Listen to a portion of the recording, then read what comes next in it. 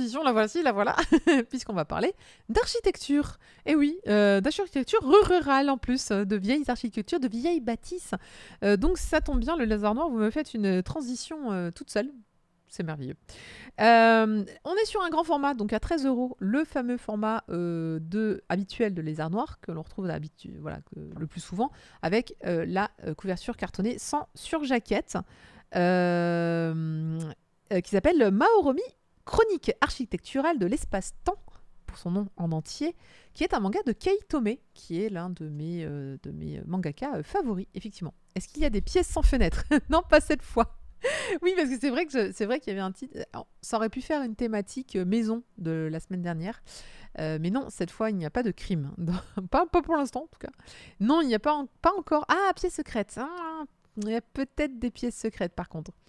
Kei Tome, si vous ne le connaissez pas, c'est l'auteur de Sing Yesterday for Me, notamment, qui est pour moi son titre phare, son titre merveilleux, et qui en plus a été réédité.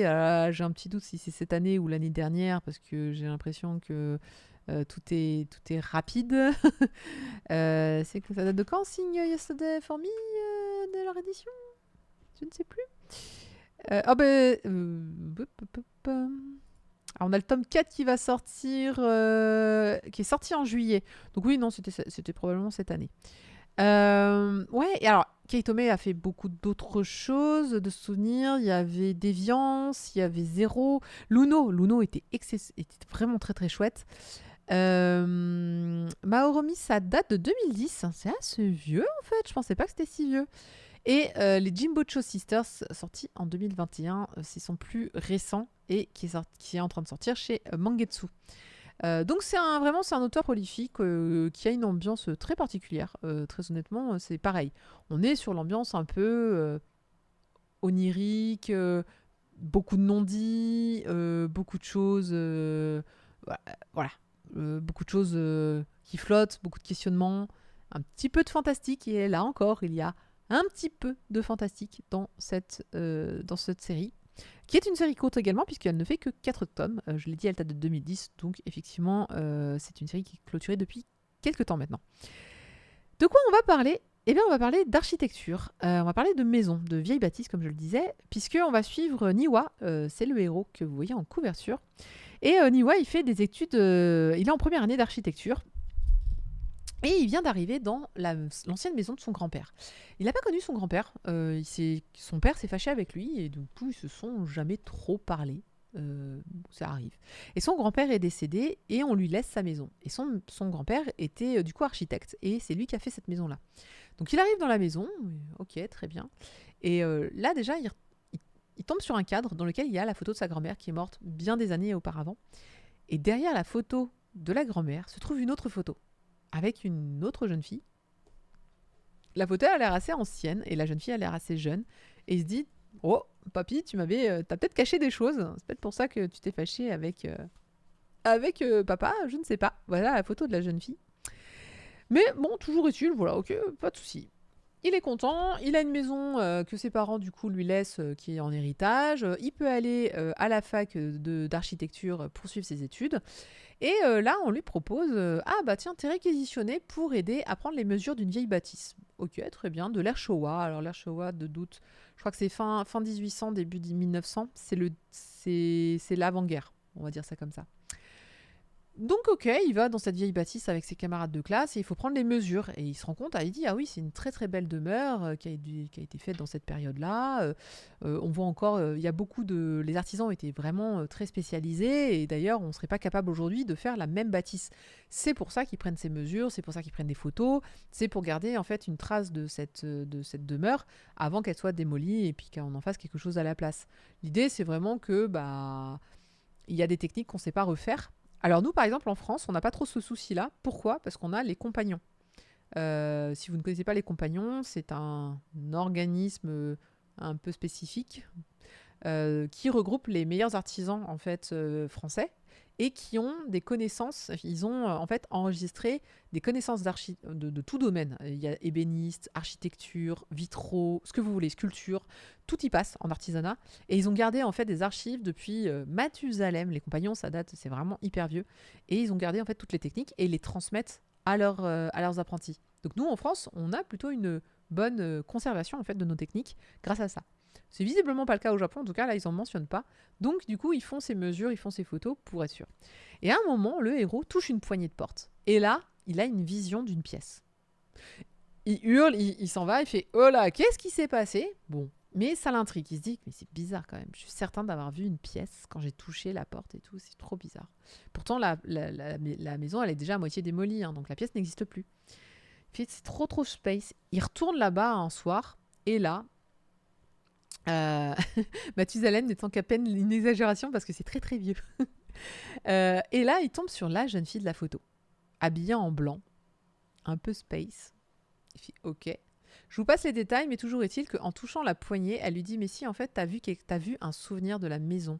T'as vu l'âme de la maison a voulu te montrer quelque chose. » Et donc, effectivement, en touchant la poignée, il voit un souvenir. Il voit le souvenir d'une femme habillée exactement comme à l'Air Showa, qui écrit une lettre, la franchit et la dépose dans son cabinet. Et puis, la vision s'arrête là. Et en fait, c'est ça, c'est son pouvoir. Enfin, son pouvoir, c'est pas un pouvoir, mais il a une sensibilité autour. Et il voyage dans le temps et devient son propre grand-père. Ah non, mauvaise ref. Alors, j'y ai pensé aussi, personnellement. À un moment, j'y ai pensé, parce que comme il voit la même fille, je me suis dit, bon, il y a un truc. Mais non, en fait, c'est juste qu'il a la sensibilité de comprendre l'âme des lieux.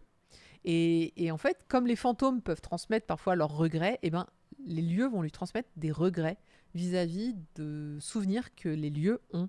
Et donc notamment là, c'était en fait cette jeune femme, le lieu voudrait que la lettre soit postée. Et en fait, ils retrouvent la lettre dans la maison. Et effectivement, ils vont ensuite en faire quelque chose. Et on va découvrir, voilà, il va y avoir plusieurs histoires avec différentes bâtisses qui ont toute vocation à être démolies assez vite, assez rapidement dans l'histoire, en quelques jours ou semaines. Et à chaque fois, en touchant un lieu, il va avoir une sorte de vision. Et le lieu, la maison, va lui demander en fait quelque chose. Et parfois, il doit se casser la tête pour comprendre c'est quoi qu'elle veut. Parce que parfois, la vision, elle est quand même assez courte. C'est un homme qui regarde par la fenêtre. C'est vraiment... Et donc, on est dans cette ambiance vieille bâtisse, Air Showa, donc comme je disais, qui a plus de maintenant 150 ans. Et cette jeune fille qui semble avoir un lien avec le héros, semble avoir un lien avec le grand-père, mais on n'en sait pas plus. C'est bien l'art de Kei Tomé de nous dire des choses sans nous les dire, de nous faire un peu miroiter des peut-être que c'est la même jeune fille qui traverse le temps. Elle aussi, elle semble être une vieille âme. Elle semble, elle a un style plutôt ancien. Elle dit qu'elle n'a pas de parents, qu'elle est arrivée là assez récemment. Elle a réinvesti une vieille bâtisse parce qu'elle s'y sentait à l'aise. Donc vraiment, il y a un truc où tu te dis, bon, ok, surprise, surprise, voilà, c'est la Dame Blanche. En tout cas, elle a été habillée en blanc la première fois qu'on la voit. Je pense que c'était fait exprès pour nous faire croire que c'est un fantôme. Mais toujours est-il que franchement, l'ambiance est excellente. Je trouve que c'est... Alors, c'est pas fantomatique horreur. On n'est pas dans de l'horreur. On est sur de la nostalgie. On est sur... Si jamais fantôme il y avait, déjà, c'est des fantômes de maison. Hein, vous n'allez pas aller très très loin avec ça. Quoique, j'ai vu des films où c'était la maison qui était hantée. Et c'était pas... Voilà. Et là, la poupée derrière Cat and Geek bouge et la tête tin. Tu parles de celle-là? Non, c'est Black Lady de Sailor Moon. Elle est trop sympa. C'est une méchante. Donc là, non, on est plutôt sur de la nostalgie. On est sur... tiens, cette demeure va disparaître et tous ses souvenirs avec. Je pense que, je sais pas, vous êtes déjà demandé, là où vous habitiez, dans 50, 100 ans, quelqu'un d'autre vivra chez vous, quelqu'un d'autre se posera des questions sur les précédents locataires, donc vous, en fait, ou propriétaires, enfin, locataires vivants dans cette maison. On se posera des questions sur pourquoi il y a une tache sur un mur, qui a écrit ou gravé quelque chose. Je sais pas, c'est pas mal. Bon, moi là, je suis dans le du neuf, donc en fait, je suis la première habitante de ces lieux. Mais dans mon précédent appartement, c'était une assez vieille appartement, et il y avait full de souvenirs et j'avais eu la chance de rencontrer la personne qui avait pour la première fois vécu dedans et qui nous avait raconté la vie. C'était sa mère qui avait acheté l'appart et comment ils avaient vécu dedans et tout. Donc j'avoue, je me pose plein de questions. J'habitais dans une maison de 250 ans et j'aménage dans un appart de 150 ans. Ah bah ouais, c'est cool. Franchement, c'est vrai qu'il y a un charme dans ces histoires-là. Alors là, ça nous paraît ancien parce que c'est la Shoah et tu te dis, voilà, c'est trop vieux. Mais un jour, ce sera nous, les trop vieux. Ce sera nous, l'ancien temps. Et donc, du coup, je me demande de ce qui restera. Euh, alors, pardon pour le passage un peu abrupt et peut-être un petit peu sévère de la pensée, mais euh, qui sait s'il n'y a pas une guerre qui arrivera un jour aussi sur notre sol. C'est vrai qu'on voit tellement d'images de guerre et en ce moment et de villes dévastées. On vient littéralement de raser un pays entier là en ce moment. Et c'est vrai que je me dis, qui sait si ça ne nous arrivera pas aussi et si ces bâtiments... En fait, je me suis imaginé la fin de ce bâtiment. Je me suis dit, bah là, il est neuf, mais un jour, il va être démoli. Et je me demandais les raisons pour lesquelles on le démolirait. Parce qu'il est trop ancien, probablement, ou parce que, bah ouais, il y aura une guerre, ou il y aura un truc qui le détruira, je ne sais pas. Et donc, c'est vrai que la pensée, je m'étais dit, tiens, parce que là, un petit peu, c'est ce qui va. Vous allez voir, certains bâtiments, c'est peut-être ce qui va se passer. Hein, c'est que c'est l'ère Showa, c'est l'avant-guerre. Donc, du coup, quoique il y en a une. Ouais, c'est avant-guerre. Enfin, c'est jusqu'à la guerre, il me semble. Donc, j'ai laissé des traces, des syntaxes dans certaines des maisons où j'ai vécu. Ah, c'est chou! J'aime bien cette idée. J'ai bien cette idée. Il y a une nana dans une série qui s'appelle Ghost Whisperer et elle voit des fantômes et elle les aide. Oui, j'aime beaucoup cette série avec Jennifer Love Hewitt. Ah, il y avait des histoires tristes. Bon, enfin, c'est le principe des fantômes, tu me diras. Donc voilà, c'est un peu cette ambiance-là dans Mahou Olomi qui reste encore une fois, je vous le dis, pas triste du tout pour l'instant, qui est plutôt mélancolique, nostalgique, mais pas horrible. Les histoires sont, enfin, les gens sont morts de vieillesse pour la plupart, les gens qui voient dans ces visions, mais c'est tout. Et la maison, par contre, elle meurt puisqu'elle est détruite. Et c'est marrant parce que comme lui, c'est son métier, c'est l'architecture, donc c'est de construire des maisons. J'ai hâte de voir ce que la suite va donner. En tout cas, moi, c'est une série que je vais faire. Parce que... bon, après, c'est Kei Tomei. Alors, je ne sais pas si vous êtes familier de son trait. C'est un trait que j'aime beaucoup. Qui est un trait de rotring de noir, d'aplat noir, avec assez peu de trame. Je trouve qu'il a un dessin assez léger. Même si ça date de 2010, ça ne se ressent absolument pas. D'ailleurs, je pensais que c'était son dernier. Donc, c'est pour vous dire que voilà. Même si c'est vrai que ça reste son style très proche de Sing Yesterday for Me, qui était son œuvre juste précédente de celle-là. Mais voilà, donc il y a une belle relation qui s'installe. Vous verrez de très belles demeures dans ce manga. Vraiment, je vous le recommande si c'est des thématiques qui vous touchent liées à la nostalgie et au passé japonais d'ailleurs, un petit peu quand même. C'est une traduction de Adrien Blouet et comme je vous le disais, je n'ai pas eu droit à savoir qui c'est qui avait fait le lettrage, du coup vous ne saurez pas non plus.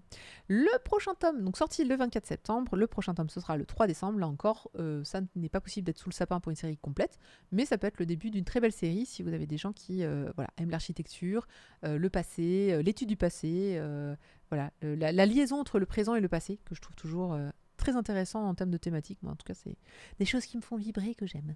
Voilà, merci beaucoup pour ce tome. Merci Les Arts Noirs pour ces sorties. C'était vraiment 2 sorties ce mois-ci qui étaient on top, tout à fait dans ma cam. Donc, je suis hyper contente.